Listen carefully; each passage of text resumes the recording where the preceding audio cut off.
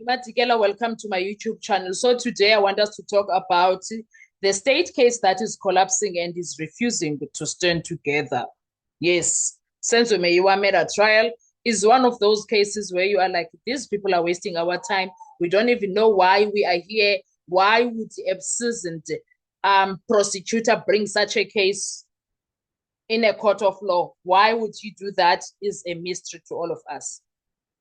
Why he's doing that is a mystery to all of us, guys, because what the hell? What the hell? What the hell for? Why are we being tortured as South Africans is a mystery. We don't know. We will talk about that in another video. Guys, it's falling apart every day. It doesn't make sense for him to be still standing and doing whatever he's doing. So now, there comes a moment in every trial where it's no longer about proving guilty. It's about whether the story still makes sense. And in this case, that moment has arrived because what we are seeing now is not pressure, not weakness, a structural collapse. I don't know whether it's from within Baloyi, Judge Rata, and Sibanda, or it's just them losing control of it all. I am not sure about that. But it's like someone is like, no, I'm not going to go down for this shit.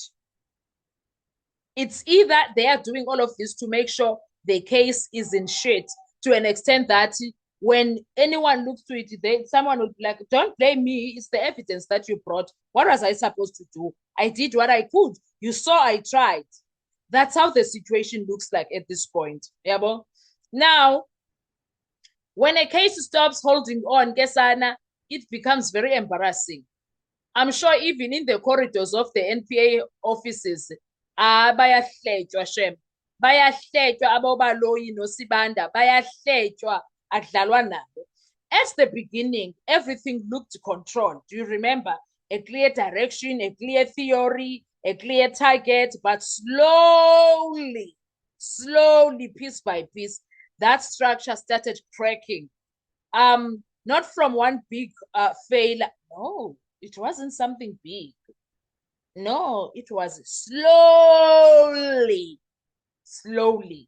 but from too many small failures, that's where you got the cracks, right?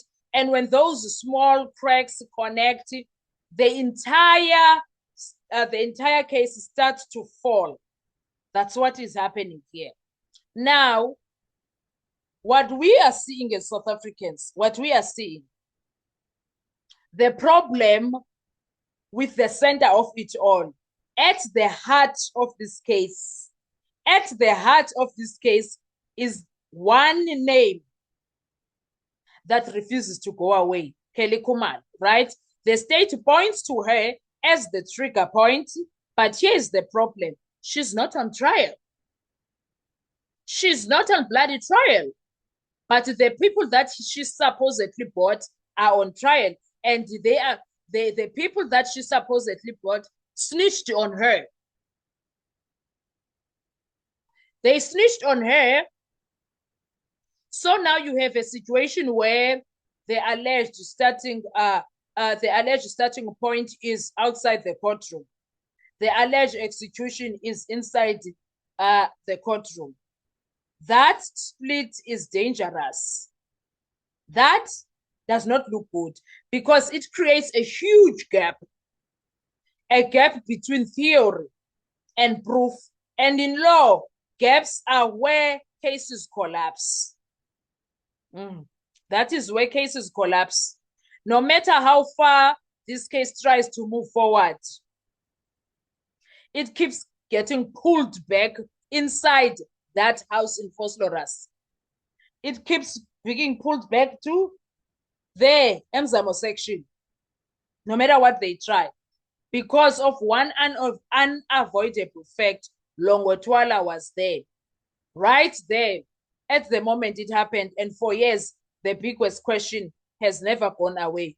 Was the truth always inside? Was the truth always inside? That's what we are asking right now. Because, come on, man. Okay, fine. We see ukuthi the state is rejecting that. They say killers came from outside, but here's the issue. They don't just have to present their version. They have to destroy the alternative. And even a small part of that alternative survives, reasonable doubt enters the room. Those are the kind of problems that Baloyi is having. How are you going to deal with that one of the problem is inside? It was with Senzo when he died. He doesn't know how to deal with that, Baloyi.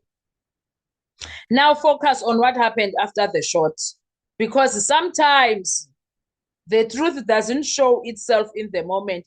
It shows itself in the reaction. A call was made to Chiko Twala, right? He arrives in hospital, he says. The situation shifts. Questions start multiplying, not answers. Questions: who knew? What happened? Why called Chiko? Why not the emergency line? All of that, Shandy. It creates a lot of havoc. And now we want to know who controlled the narrative. And when a case produces more questions than answers, that's not progress. That's instability. And that is the problem that Baloyi is facing right now. That is the problem. It looks somehow for Baloyi yonke into. And this moment, most people, there is this moment that most people miss, because the collapse doesn't look dramatic. It looks quiet. It looks like a theory that needs too many explanations, a timeline that needs constant fixing, a narrative that keeps shifting, and suddenly everything starts connecting in the wrong way, not towards certainty, but towards doubt. And that is exactly what Baloyi is suffering, because Baloyi still needs to explain. Akere Gininda told us that actually I wanted to arrest Kelly Khumalo. Baloyi did not sign off the J50 for her arrest. Now the question is, why did he not arrest? Why was the J50 not authorized so that they can arrest Kelly Khumalo? Why is Kelly Khumalo? Because now it's irritating to always saying that my name this, even me. I would be Kelly Khumalo, be like, either you arrest me or you stop talking nonsense about my name. Arrest me or stop talking nonsense about my name. Those are the problems that we have now. Now, Ike Baloyi is not make sure. Ike Seke is stressing even him. He's under intense pressure. It's like he's going for surgery. A lot is happening. And the questions that are mounting are, why is Kelly Khumalo not in the witness box, in the dock with the accused, to be accused number 6? Why is she not accused number 6? Because she's supposed to be sitting next to Fiso Kuhlentuli, her so-called coordinator. Why is she not sitting there? Why is she not sitting there and also sitting in jail? What's going on there? So we are asking those questions as South African. We want to know why.